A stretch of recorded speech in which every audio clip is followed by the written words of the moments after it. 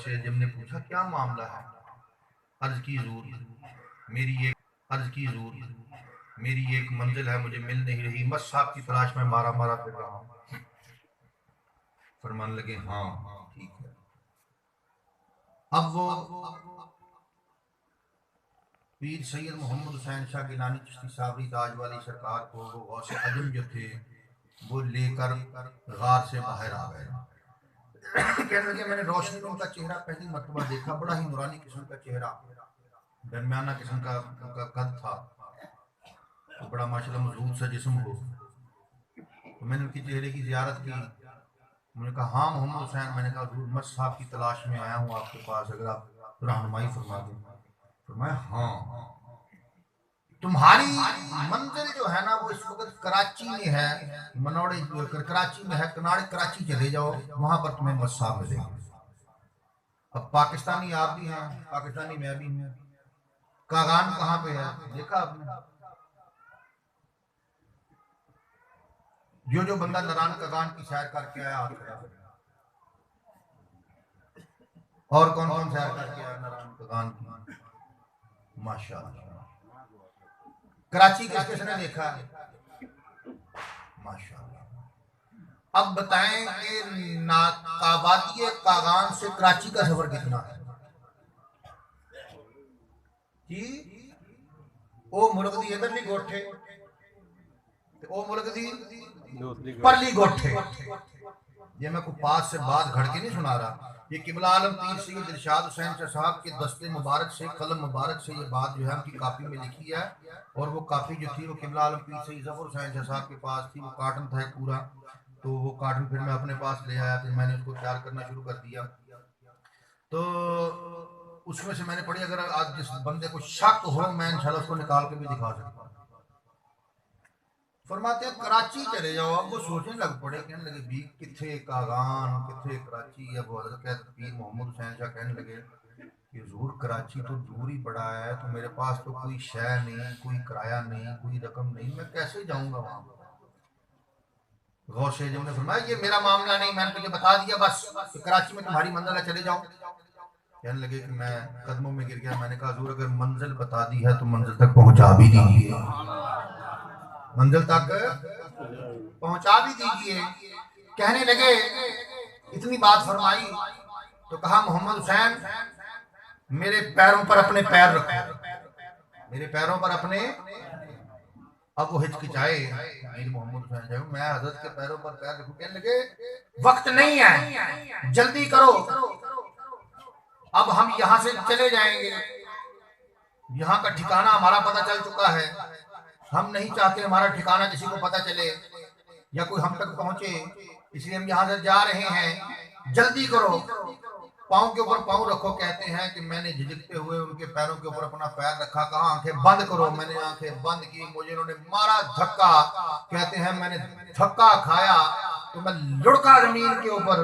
2-3 कलाबाजियां खाने के बाद जब मेरी आंख खुली तो मैंने देखा मैं कराची के प्लेटफार्म पर मौजूद था,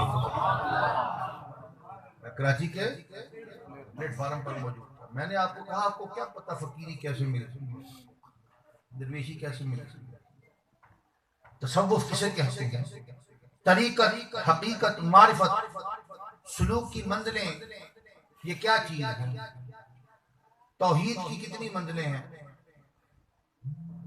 वक्त गुजर गया, कहने लगे मैं कराची के प्लेटफार्म पर। तो कहते हैं कि मैंने अब वहां पर दर दर से मांग मांग कर भी रोटियां खाई। मैंने लोगों के घरों के दरवाजे खड़का खड़का कर भी रोटी मांगी।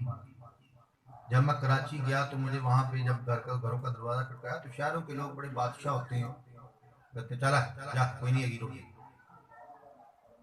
तो कहने लगे कि मैंने वहां पर मांग मांग कर रोटियां खाई। तो वहां जब कराची में मुझे किसी ने रोटी नहीं दी तो मुझे पता चल गया कि ये बड़ा शहर है, यहाँ मजदूरी किए बगैर गुजारा नहीं होगा। तो कहते हैं मैंने वहां पे मजदूरी करना शुरू कर दी। 1 साल कहते हैं मैं मजदूरी करता रहा, मैंने बोरियां भी ढोई, मैंने दर दर की ठोकरें भी खाई, कहते हैं मैंने लोगों की तरह तरह की बातें भी सुनी, ताने भी बर्दाश्त किए, लोगों ने मुझे झिड़के भी दी, मैंने वो भी बर्दाश्त की, सब कुछ किया। वक्त गुजरता गया। कहते हैं मैं दिन को नौकरी करता था तो रात को मैं अब्दुल्ला शाह गाजी साहब के मज़ार पे जाया करता था। कहते हैं कि अब्दुल्ला शाह गाजी साहब के मज़ार के बाहर एक फकीर बैठा करता था, तो मैं उसको ना रोज कुछ ना कुछ दे दिया करता था। तो एक दिन मुझे वो टांगों से अपाहज था, फकीर जो था ना वो टांगों से अपाहज था, तो चल फिर नहीं सकता था। तो वो मुझे उन्होंने कहते हैं कि एक दिन वो फकीर ने मुझसे पूछा भी कहाँ से आए हो, कहाँ जाते हो, यहाँ पे रहते हो।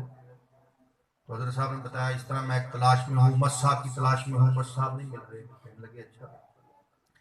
उन्होंने भी वो जो फकीर था उसने भी अल्लाह वालों की बातें सुनाना शुरू कर दी। कहते हैं मैंने भी अल्लाह वालों की बातें सुनाना शुरू कर दी। अल्लाह वालों की बातें हमारे दरमियान जो थी वो दोस्ती का सबब बन गई। अब कहते हैं वो फकीर जो था, मैंने अपना काम काज करके आना, फिर मैंने उस फकीर के पास बैठ जाना, बातें सुनते रहना, हम दोनों एक दूसरे से बातें करते रहना। कहते हैं एक साल गुजर गया मंजिल नहीं मिली। तो कहते हैं कि मैं एक दिन बड़ा परेशान हुआ, दिल बर्दाश्ता हुआ, तो मैंने उन बुजुर्गों से कहा, वो जो तो मैं रोने लग पड़ा उस फकीर के पास बैठकर। जाहिर बात है, कहते इतने बड़े शहर में मेरा एक दुखिया वही था जो मेरा दुख दर्द बता सकता था। कहने लगे कि मैंने उससे रो पड़ा। उसने कहा भी क्या हुआ, क्यों परेशान, क्यों परेशान है? तो उसने कहा क़िबला आलम पीर मोहम्मद हुसैन साहब कहते हैं कि एक साल गुजर गया, मस साहब की तलाश में कराची आया था, 2 साल पहले गुजर गए, 4 साल मस साहब के पीछे पीछे फिरता रहा, 3 साल हो गए मस साहब की तलाश कर रहा हूँ, मस साहब नहीं मिल रहे। तो वो फकीर जो थे उन्होंने कहा कि मायूस ना हो, मायूसी कुफ्र है,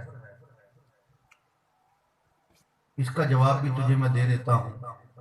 कहने लगे कि रात हम बारगाह रिसालत में हाजिर थे। तो फकीर ने कहा कि रात हम बारगाह रिसालत में हाजिर थे,